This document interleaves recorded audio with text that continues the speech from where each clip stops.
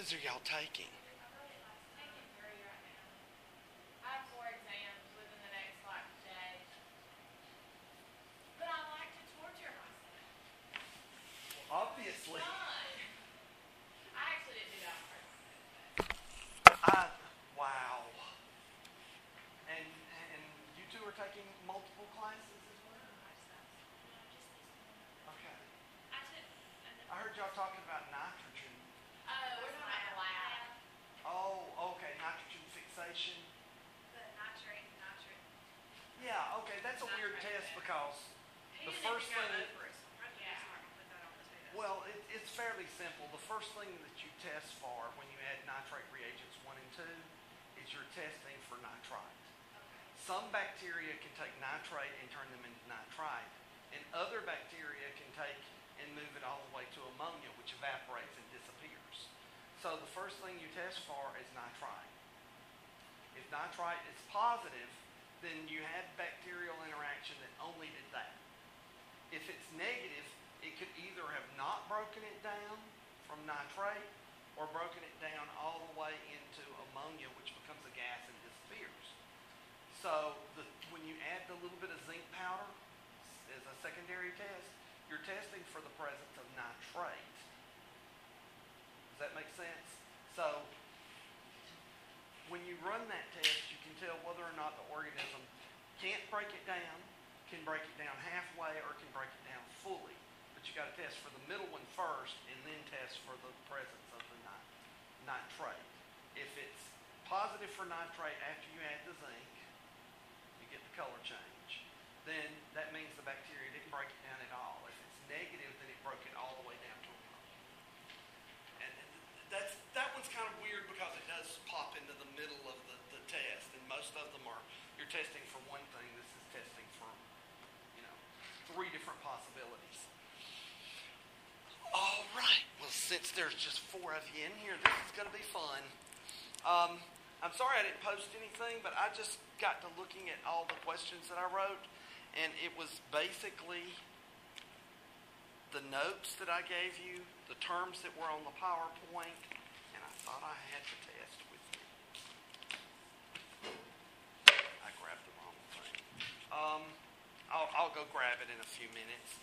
There's like 8 or 9 short answer questions. There's 3 discussion questions, and the rest are multiple choice. I don't think I even have any true false on there, but most of them are like that because I have 24 hours to get all the tests graded. The grades calculated and input. People over in Bibb Graves think that we can do this really quickly. They don't understand. I did try to go with things that I definitely talked about, that I emphasized during the lectures. Remember, I gave you the notes for the virology. I said just here. Now, let's take virology, for example. We talked about the basic structures and genetic characteristics of viruses. You can have single-stranded or double-stranded DNA or RNA. You can have enveloped or naked. Other major concepts in virology include, lytic versus lysogenic. I have a question. Uh-huh. Okay. So on the lysogenic, it's not really replicating yet. It's just breaking pieces off. I'm confused. Will you draw it? Yeah. Please? That's what I'm here for. I didn't feel like it'd be fair for me to give you another lecture today, so I'm here to answer your questions. And will you go over the envelope versus naked? Sure. What I was telling them, normally I listen to my lectures like a bunch of times before the test, but I shattered my phone Friday morning, so that's not an option.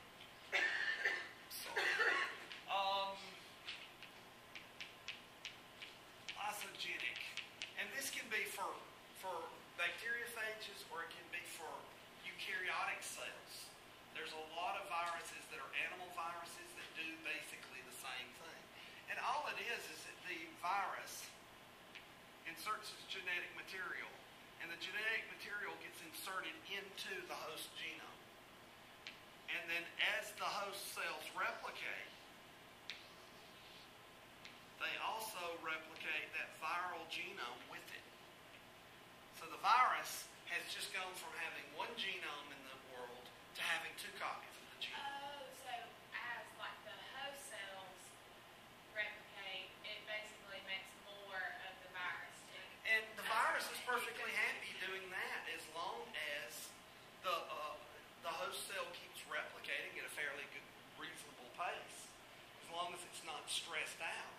If you were to hit some bacteria, a lot of bacteria, we used to take and make lawns of a single kind of bacteria and then expose them to UV light, and you would get these little plaque formations, these zones where the bacteria died, and that's where you would pick and look for the bacteriophages that would kill that particular bacteria. So anything that stresses these cells can cause this thing to go from the lysogenic into the lytic phase. There's another concept there of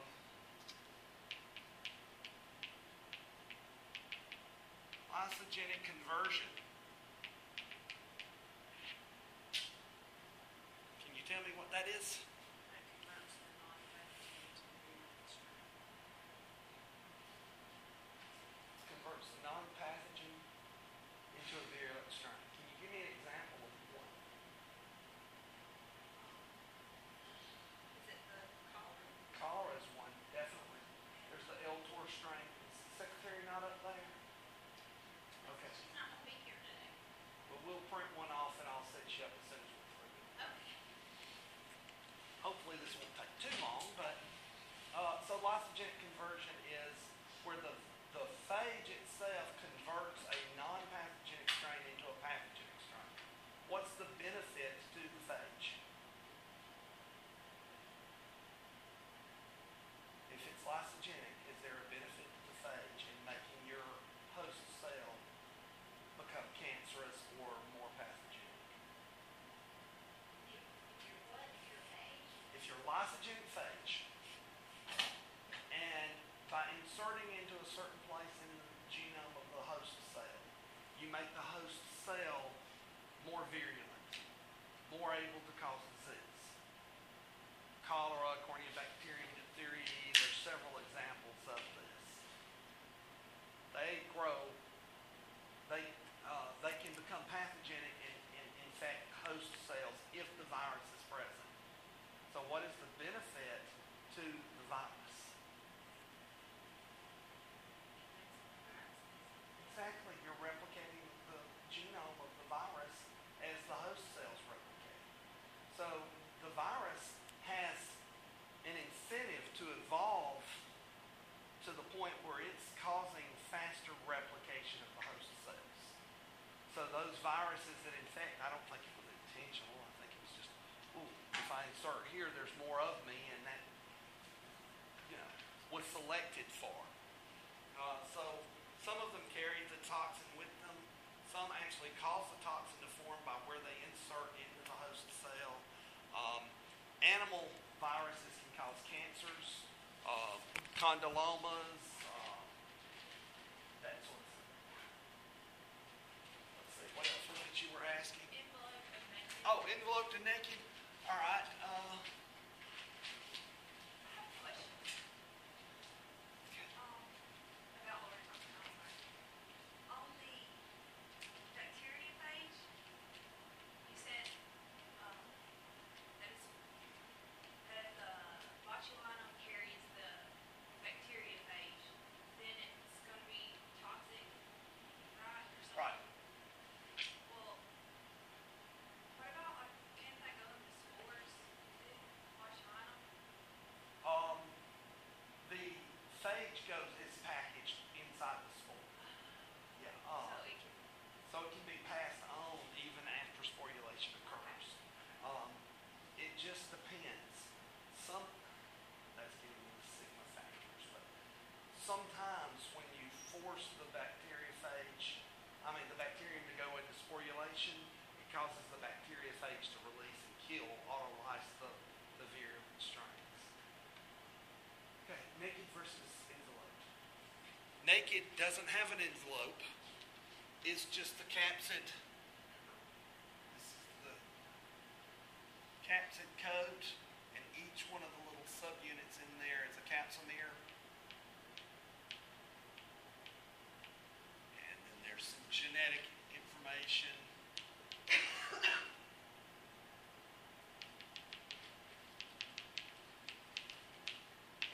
over here is enveloped. What's happened is I've jumped into a cell, especially a human cell. And rather than breaking out naked, I break out with a little piece of the membrane wrapped around it. So I encircle myself with some of the skin of the cell I just came from.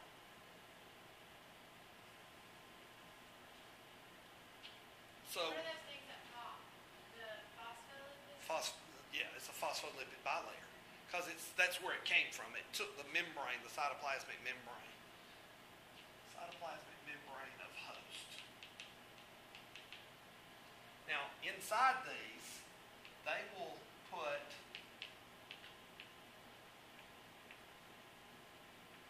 viral spikes. There's H and N.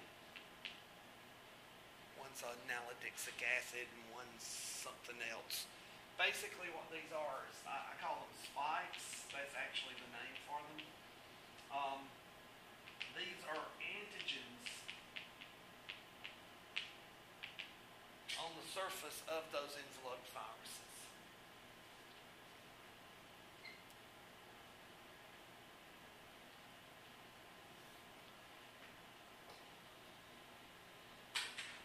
So you've heard of H1N1?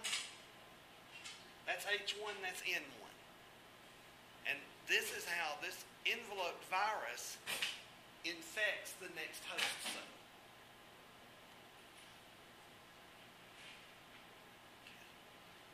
So the universal vaccine that just was in Science Daily News last week, it's not on the test, but it was interesting. They've created a virus-like particle that has the 4 most common antigens on the surface. So when they injected mice with this artificially created vaccine,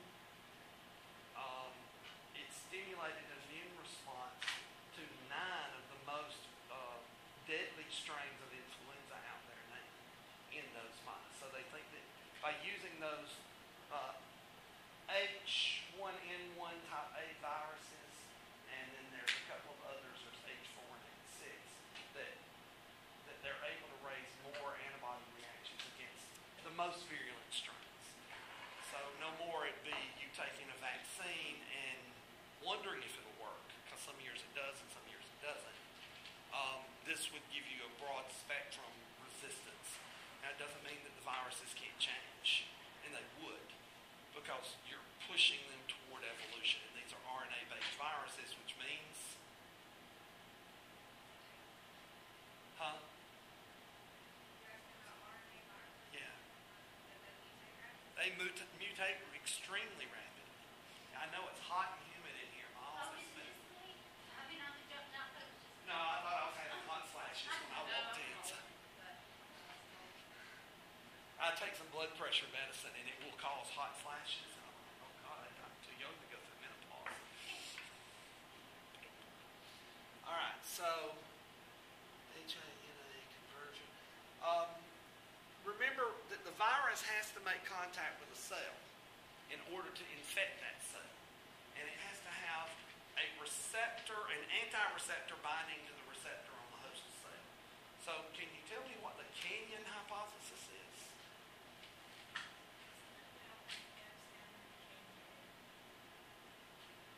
Oh my gosh, I can see it in my head. Where it's got those little fingers and then the host cell like goes in between and attaches down in the Grooves. In the canyon. Yeah, but can you explain that?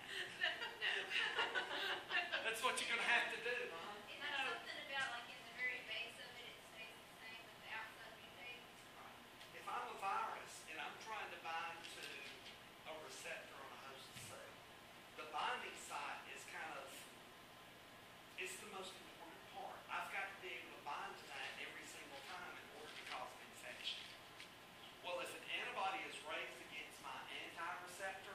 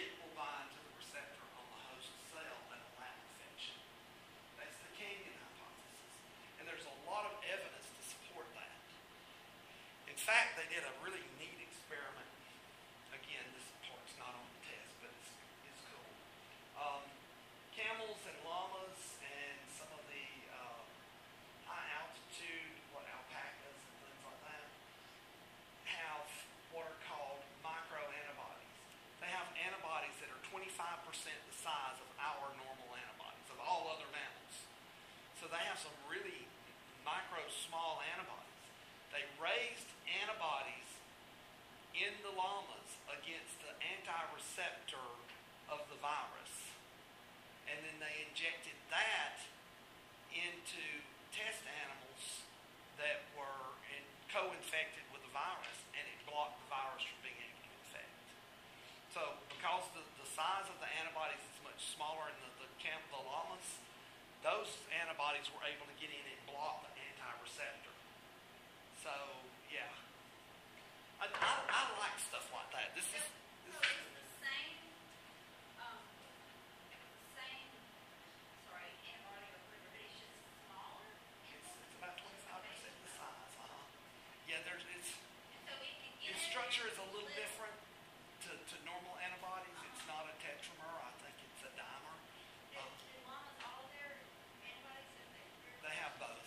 They have normal antibodies, but they also have those micro antibodies. do they just not get sick much? Oh, they do. They do. They're prone to several diseases, but the diseases that affect them may be different than the ones that affect us. They just use that because of the size of the antibodies of those microantibodies. You said the anti-receptor binds to what on those cells? A receptor. So the walls of the canyon are constantly changing to avoid, Recognition by the immune system. So the host cell they don't build up is antibodies. trying to build antibodies against the virus. Well, it'll do it against one lip of the canyon, and then the canyon wall changes. So about the time I'm not having to change the important X. I'm changing the walls of the canyon, and antibodies keep forming against the walls, but the walls are changing. So generally speaking, what you'll have with viral infections is you'll have an increase in the virus, and then you have a decrease in that kind of virus, but there'll be a new strain of the virus developed, and it goes up and comes down. So that's why a lot of times infections with especially respiratory viruses will go up and down a little bit. But you'll have different strains of the virus evolve during the course of the infection. In fact, there was a guy convicted of murder. He killed a girl.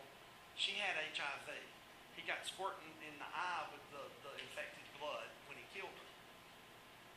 Well, when they finally tracked it down, they were able to show that he had exactly the same strain of HIV that she had when she died. Okay. If it had been, even if he had sex with her 2 months ago and gotten HIV, he would have had a different strain.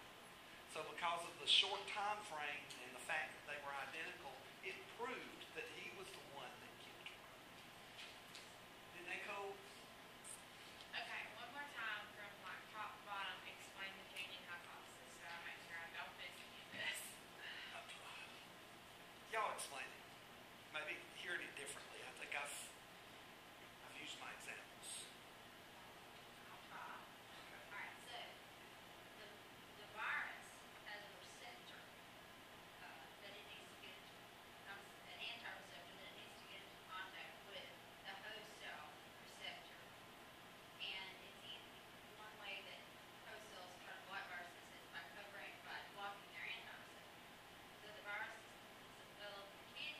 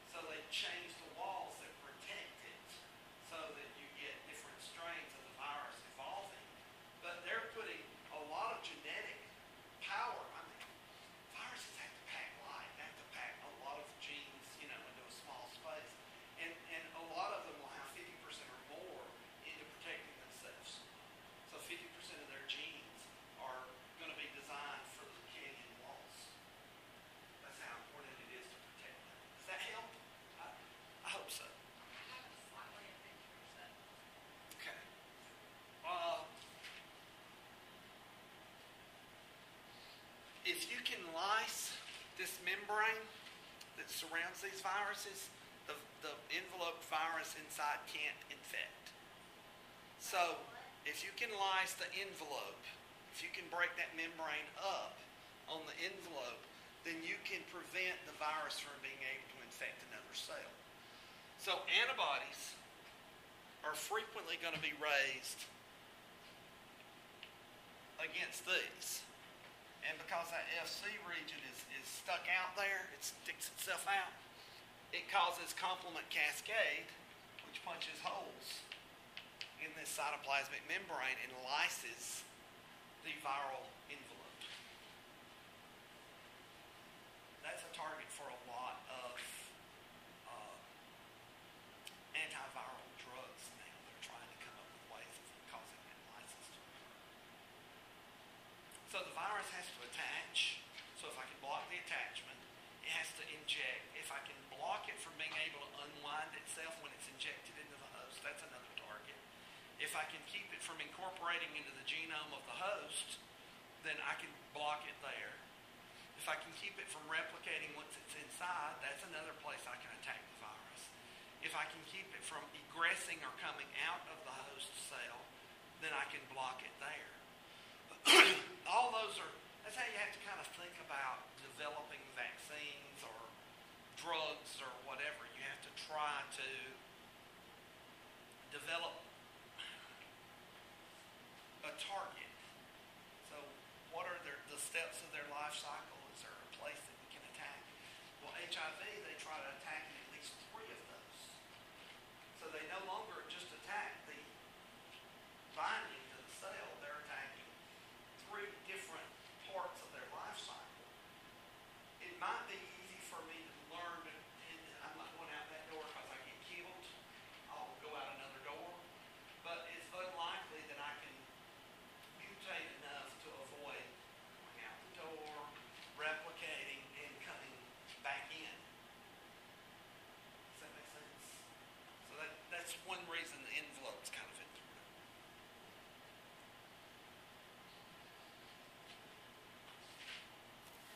And I see y'all went over lysogenic conversion. Do I need to know what that is? Okay. Somebody tell her what lysogenic conversion is while I grab the test. Lysogenic conversion converts non-pathogenic to virulent strain. The viral and strain? Yeah, an example is cholera or diphtheria. What is it? An example is cholera or diphtheria, Uh-huh. and it benefits the phage because the virus is replicating as the host replicates.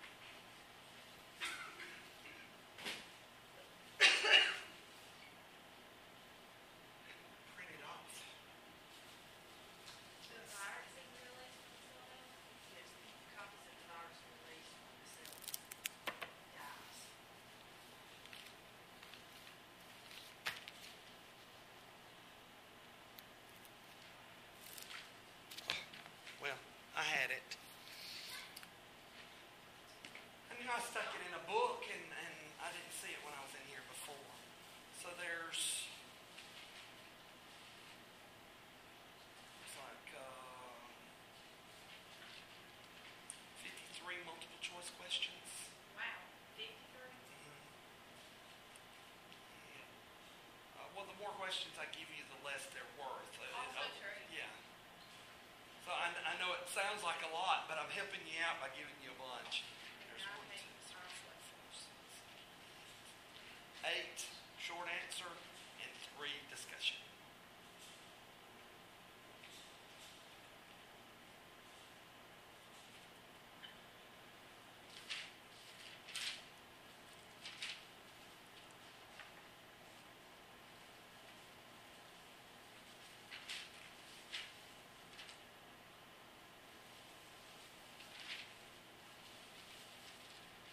What's a prion? Huh? Misfolded protein. Yeah, the prion actually stands for proteinaceous infectious unit.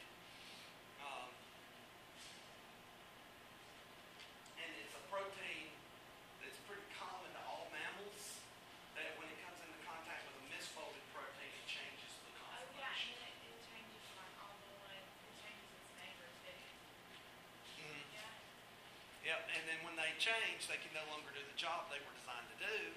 It causes the host cell that has them to die. So you get what disease?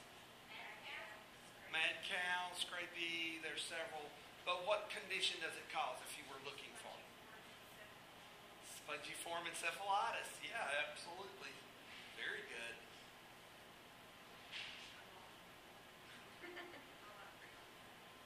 Prions are kind of cool. That's one thing I was able to answer well on my PhD defense. They asked me what a prion was. They thought they had me on that one. Is it P-R-I-O-N? Uh-huh.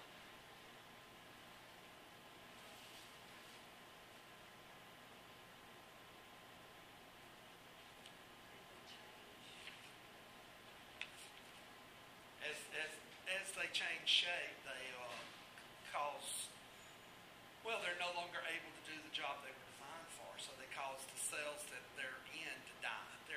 The prions are typically membrane-bound proteins. They are resistant to acids, so they can pass through the acid bath of the stomach and then pass through they're small. They're usually somewhere around 12 to 60 amino acids in length, which is tiny. And then they travel through the blood-brain barrier, get to the brain, and when they come into contact with their identical look-alike neighbor, it changes the conformation. You know, when you fold a piece of paper into a fan, you can fan yourself with it. But if you fold it a different way, it's still the same piece of paper. It just doesn't do the same job. So that's what the prions are doing, is they're changing the shape. It has to be folded a certain way to cause it to work properly. Well, if I change the shape, it no longer So works. it's the exact same amino acids. Same amino acid, primary sequence is identical. But, probably the tertiary sequence is different.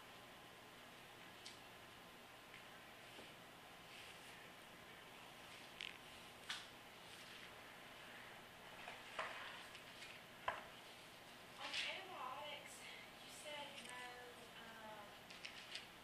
I think 1, 2, and 4, right?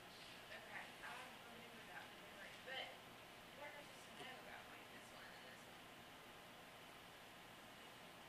What are they? The macrolides and tetracyclines. Okay. Tetracyclines, well, just know basically what they are and how they work. So if you know the major groups, and you have those that attack the cell wall, you have those that attack the 70S subunits, either the 30 or the 50S. So you need at least one example in how they work. Does that make sense?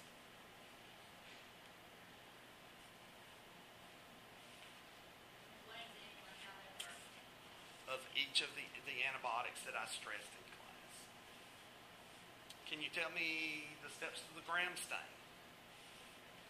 If you can't, beat you with a wet noodle. You should know that by now.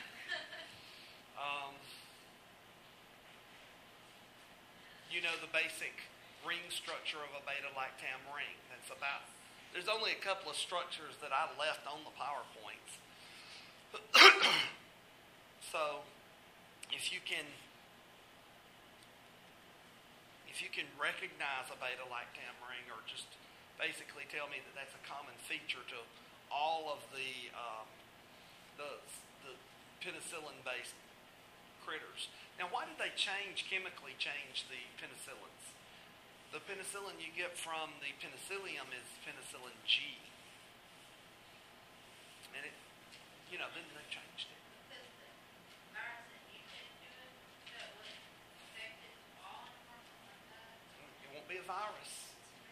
Antibiotics don't kill viruses. Oh, I meant, yeah. No, that's something you got to be real carefully. Yeah, that's right. Because if I'm saying I'm using this antibiotic on a virus, it's a trick. It's just be sure you remember that. The bacteria. The bacteria. Well, the main reason you change it is to give it different properties. So if I change an antibiotic, penicillin G has to be kept refrigerated. It has a short half-life. It has to be given intramuscular. And, it's broken down by the bloodstream really fast. It's broken down in the liver and kidneys and excreted. So by changing it to some of the other chemical structures, it still has that beta-lactam ring, but now you can give it in a pill form and take it orally.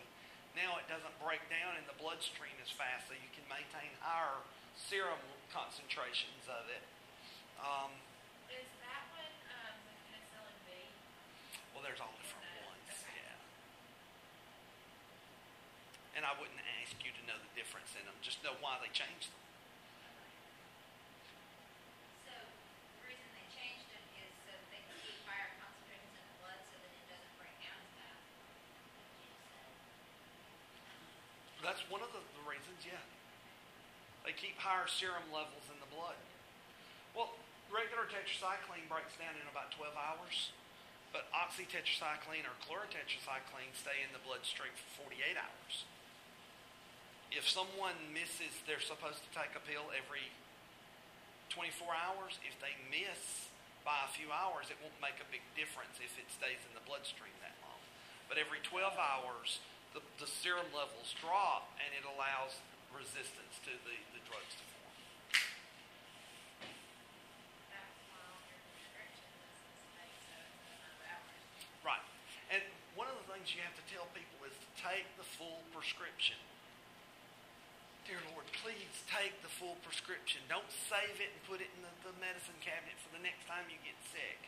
Because you can have, remember the growth cycle, log, stationary, and death? Some of those cells don't follow the rules. They'll stay kind of dormant for a while before they start growing. Well, if you kill off all their competition with antibiotics but stop taking them, then they'll kick in and grow. So they'll usually go lag for 12 to 24 to up to a week. So normally you have at least a 7-day prescription for any antibiotic. The doctors give you that many for a reason. I prefer not to take drugs if I can help it, but if the doctor prescribes it, you need to take it. You know what peptidoglycan is. You know what the cell wall is. Let's see. You know what all those basic structures. You know what a plasmid is by now. What a flagellum, a conjugation tube. What a capsule is. Conjugation. It's a pili. Oh.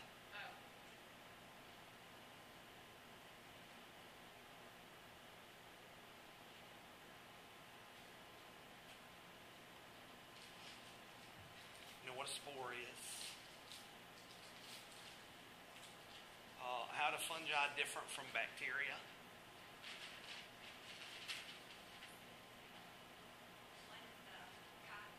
Chitin. It's the main thing. That and the fact that they're eukaryotic cells versus prokaryotic cells that you find in the bacteria. So they do have membrane-bound structures. They have a lot of similarities to us, which makes it harder to develop drugs against. Virtually all of the antifungal drugs, Flagyl is metronidazole. The only one that I really stressed a lot would be one that attacks the cell wall. Lamiseals attack the buffering agents in the membranes of the fungi.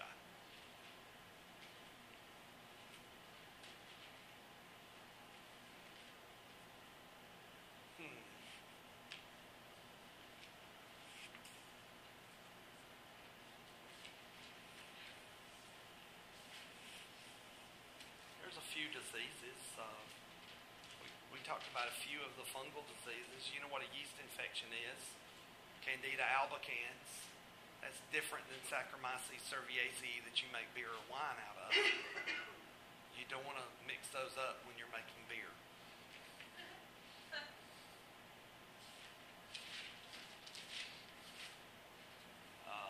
Let's see. We talked about histoplasmosis. Let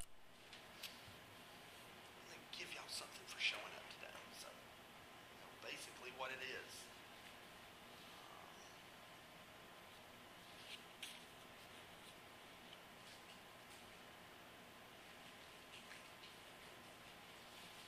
There are two types of antimicrobials that affect the cytoplasmic membrane of cells. One's used in bacteria and one's used in fungi or fungal infections.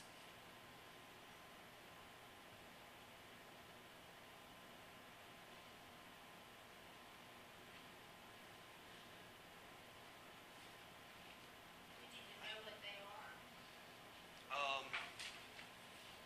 Yeah, you'd probably need to know those two.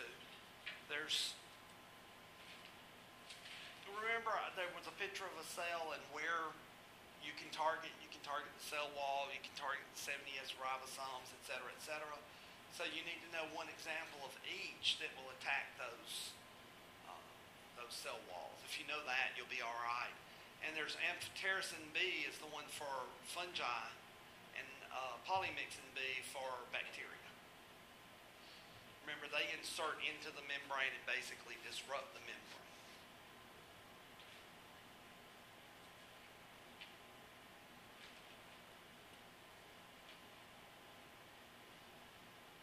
And what's a zygomycosis?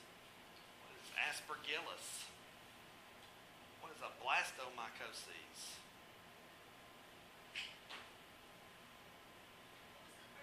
What was the first one? Mycosis and what? Zygomycosis.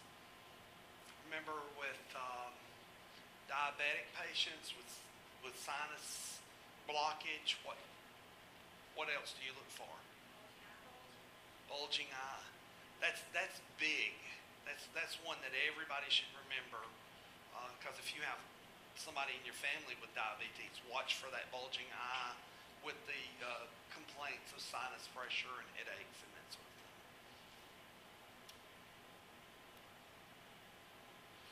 What are the major characteristics of pathogenicity of fungi?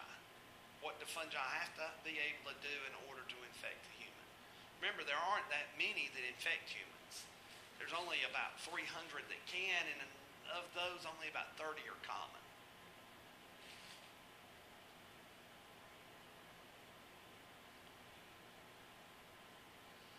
So let's see. In the cancer one, we talked about what an oncogene is. That kind of relates back to the viruses. We talked about what leukemia is. Let's see. I mentioned prostate cancer. Just look over that information that I put in that slide.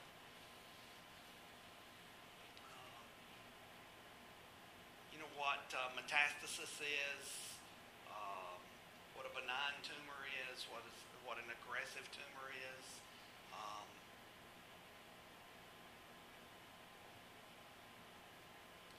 And then I basically talked about aplastic anemia. If you can just remember what it is and kind of what causes it, you'll be good. Viruses are frequently treated with analogs, usually nucleic acid analogs of some sort. So,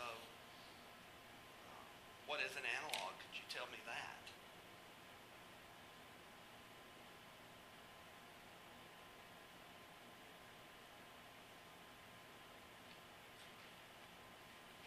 What is generalized and specialized transduction?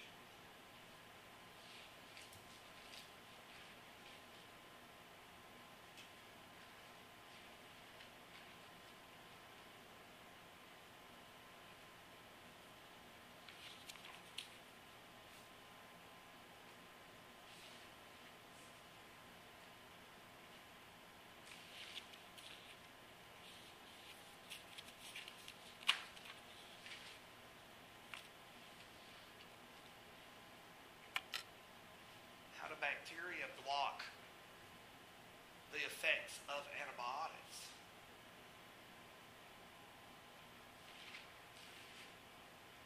So you tell me on those last two, what's the answer to either of those?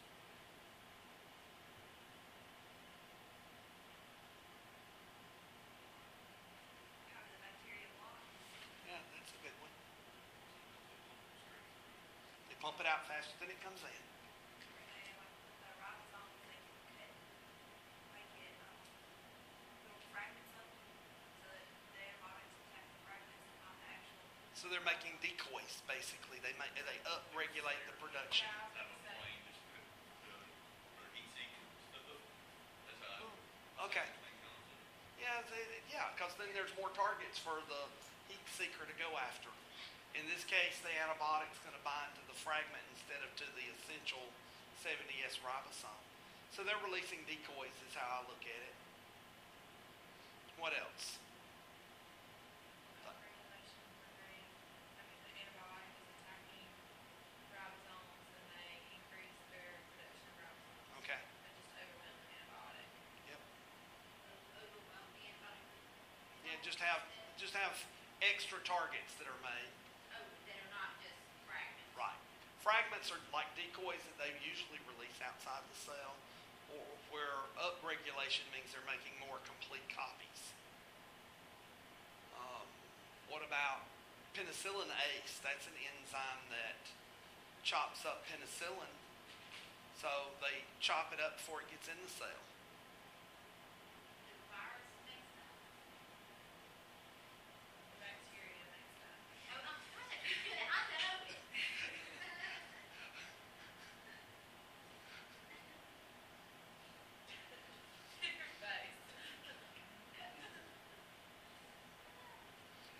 Be careful not to mix up the word antibody and antibiotic, because those are two different things. And even if I think you know what you're talking about, I have to mark it wrong because you wrote the wrong word. So just make sure you double check anytime you write antibiotic or antibody that you're writing what you mean. Let's see. Sulfa drugs like sulfonamides will block certain enzymatic actions. They were some of the first to be produced. So how do bacteria avoid those? They block certain enzyme actions. So how do bacteria become resistant to the sulfur drugs? Paraminobenzoic acid is one of the ones that we didn't talk about it too much, but it's a good example of that particular kind.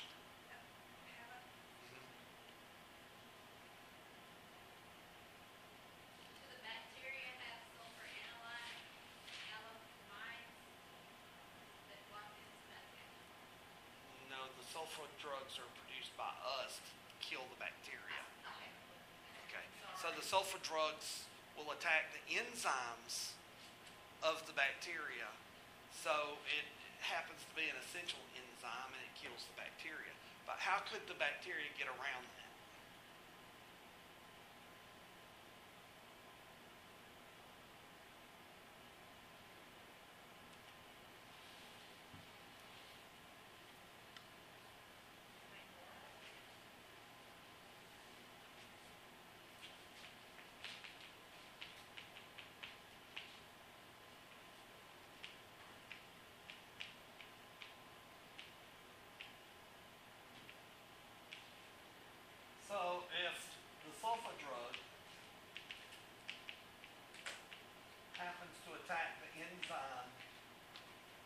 that does this step,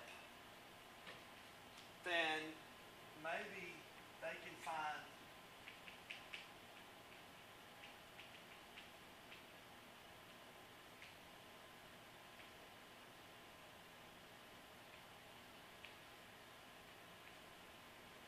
an alternative pathway to get there. So they just change the metabolic pathway that they use.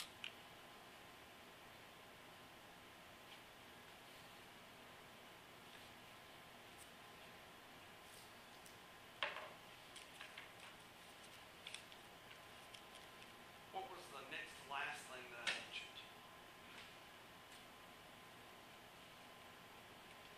Questions? I was talking. Yeah. Can somebody tell me what that is?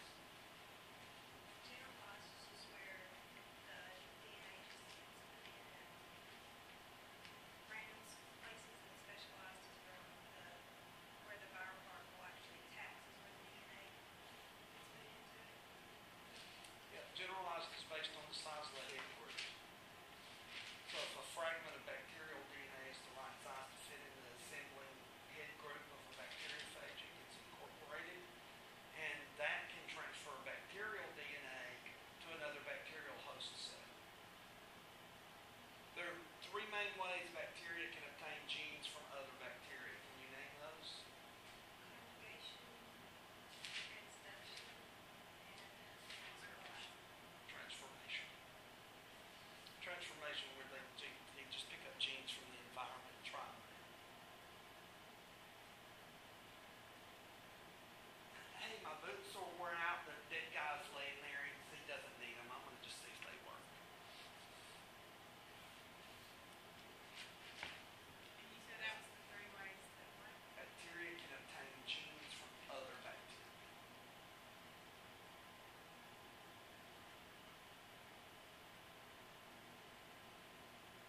Conjugation transformation is one.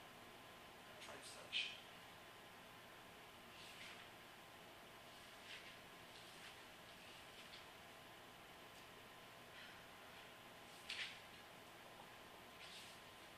And there's not really that much.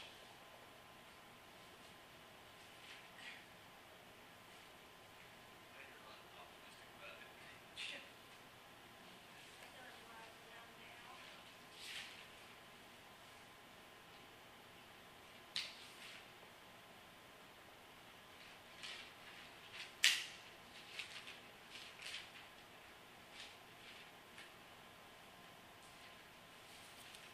That's all I got for you. Do you have any other questions about any of the material?